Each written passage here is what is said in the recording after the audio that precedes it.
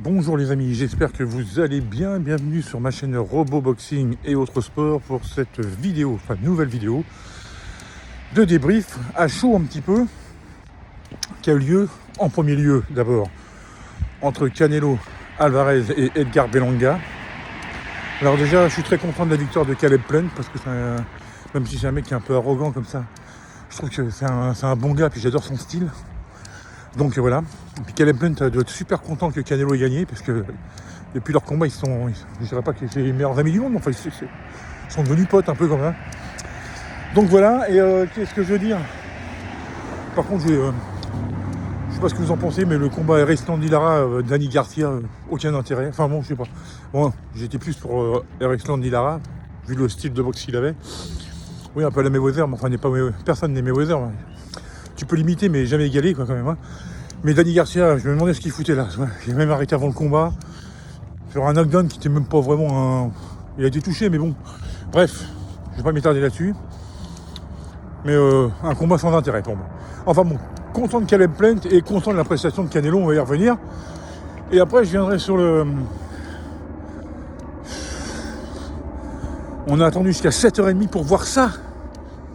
O'Malley contre Dvalishvili. Alors j'arrive pas à dire. Dvalishvili a gagné, hein, à l'unanimité des juges. Mais O'Malley, t'as rien foutu, mon gars. Tu te prétends le nouveau Conor McGregor. Tu charries même le Notorious sur les réseaux sociaux et tu nous ponds ça. Bah mon vieux, attention aux critiques sur les réseaux sociaux parce que à mon avis tu vas te faire allumer sévère. T'as rien proposé du tout, à part quelques coups. Ou alors peut-être c'était un jour sans. Alors je vais peut-être pas trop m'emballer, peut-être que c'était un jour sans. Peut-être que t'étais blessé avant le combat, ou alors t'as vraiment pas trouvé la solution parce que l'autre, Dvalishvili là, bravo à lui, mais les gars, ok c'est un bon lutteur, c'est une bête et tout. Un rouleau compresseur comme disait la meuf, déjà j'aime pas sa voix celle-là. Donc elle a une voix de merde, enfin bon bref c'est pas grave. Pas sortir les sujets, mais attendez, Dvalishvili en lutte, toute catégorie confondue, vous dites que c'est l'un des meilleurs. Non mais attendez, vous avez pas oublié un nom là? Il y en a même deux. Dvalishvili, vous n'allez pas le comparer à Khabib Nurmagomedov ou à Islam Makhachev quand même. Non, parce que là vous foutez de ma gueule. Il m'a pas impressionné, hein. Il m'a vraiment pas impressionné. Ok, il est bon en lutte et tout, mais qu'est-ce qu'il a proposé d'autre? Enfin bon, moi c'était une bouse. Ce championnat du monde est une bouse. Et c'est une honte d'attendre jusqu'à 7h30 pour voir ça. Enfin bon, bref. Comme je suis pro-box, je vais plus m'attarder évidemment hein, sur mon pote Canelo. Donc ça fait 62, 2. Voilà, il y a des 2 partout. Et Berlanga, ça fait 28 ou 22, 1, 0. Ou 0, 22, 0, 1 ou... Oui, parce qu'il a... C'est ça. Voilà, bon bref. Alors, Canelo. Quel crochet du gauche, c'est la 3e reprise. Ouh. Ah là là là là là là, ça c'était beau. Et on voyait qu'il était en mission, hein, c'est-à-dire que tout ce qui s'était dit avant, le chambrage et tout ça, puis Edgar Berlanga, moi déjà ça me... J'étais pas impressionnant. D'habitude j'étais un peu plus tendu. À chaque fois quand Mayweather combattait, j'étais super tendu. Enfin, super tendu. J'avais confiance, je savais qu'il était au-dessus de tout le monde, mais vous savez, vous n'êtes pas à l'abri d'un mauvais coup. Canelo, c'est pareil. Mais là, j'étais assez détendu. J'ai dit, bon, allez, Berlanga, c'est quand même pas lui. Voilà, hein, je vous dis, hein, il a tenu 36 rounds sous les coups de Golovkin. C'est pas un mec de 28 ans, 27 ans, avec 22 combats qui va aller l'assommer. Même que l'autre, il disait, mais j'assomme des poids lourds en sparring. Mais ça, c'est pour impressionner, c'est pour faire monter le truc. Même Canelo, mexicain, dur au mal, quoi. Hein, mâchoire d'acier. Bon, on sentait qu'il était en mission, et puis qu'il lui a marché dessus pendant tout le combat. Je pense que Berlanga, il a dû attendre le 6e ou 7e reprise pour mettre quelques coups. Évidemment, dans un combat de boxe, vous prenez toujours des coups. Mais bon, je veux dire, quand Canelo avait décidé d'accélérer, on voyait qu'il n'y avait pas photo. Il y a quand même un monde d'écart entre les deux.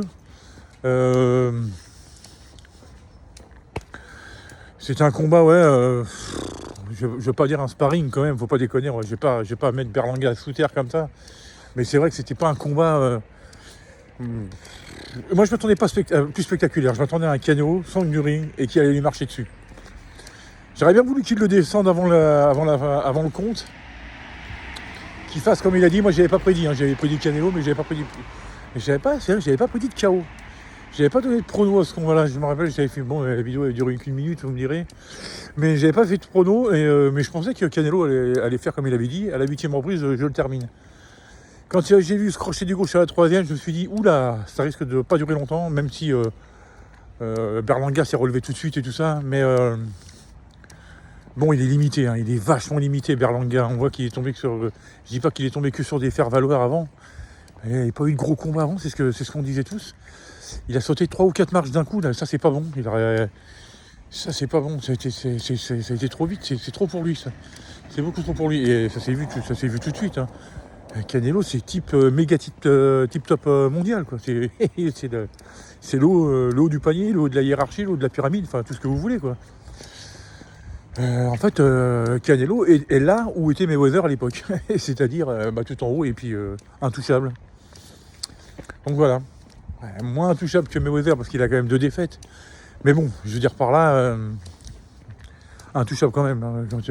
Chez les super moyens, il est intouchable.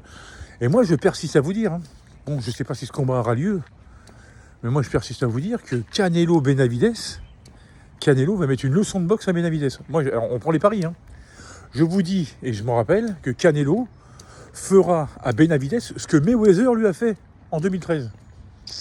Voilà, l'autre, il va arriver, la fougue et tout, je vais le défoncer, non. Et l'autre, il va gérer, et bam, bam, bam, bam, il va distribuer. 12 rounds, évidemment, il n'y aura pas de KO. Hein. Je vois pas de KO.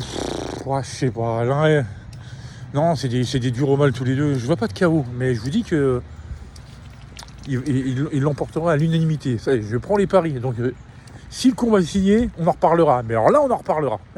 Par contre, je sais pas, mais comme je sais pas si ça va être fait, et que Canelo, ça l'intéresse pas, je serais beaucoup plus indécis si vous me dites il y a un Canelo Crawford. Alors en plus, c'est 2 de mes boxeurs favoris, tout All of Time et tout ça, de toutes catégories confondues et tout. Donc là, ça sera plutôt démerdez-vous. Et pour vous donner un pronostic, alors là, waouh, là, ça sera chaud parce que si vous jouez montée de catégorie, Canelo sera favori parce que des super welter, il faut monter en super moyen, donc il faut prendre au moins 7-8 kilos, ce qu'avait fait Jermell Charlo, mais on a vu le résultat. Hein. Il a pris une leçon de boxe. Après, Terence Crawford, c'est pas Jermell Charlo, mais bon. Et après, niveau boxe, niveau technique et tout ça, Terence Crawford, on l'appelle pas l'assassin pour rien. Donc ce serait. Voilà, mais enfin, apparemment, il se dit que en 2025, il y aurait un méga fight, un money fight comme il avait fait Conor McGregor contre Mayweather. Ça serait Conor McGregor contre Canelo Alvarez. Contre.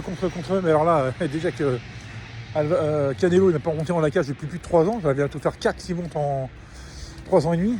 Donc là, s'il commence à prendre la crème de la boxe en boxe anglaise, il va se faire défoncer. Parce que Canelo, il n'attendra pas 10 rounds comme Mayweather. Hein. Il le défoncera. 4-5e round. Il n'y a plus de Conor McGregor. Quoi. Allez, hop, au vestiaire, terminé. Et puis voilà. On verra. L'avenir nous le dira. En tout cas, bon, très content pour Caleb Plant, très content pour Canelo Alvarez. Voilà. La belle vie continue, la série continue. Et maintenant, alors j'ai pas écouté l'interview d'après combat, je ne sais pas quels sont les projets, donc je vais regarder, je vais écouter mon pote Jean-Charles de Box Attitude que je salue. Voilà, et puis la sœur MMA aussi, j'adore vos émissions les gars, vous êtes des kings.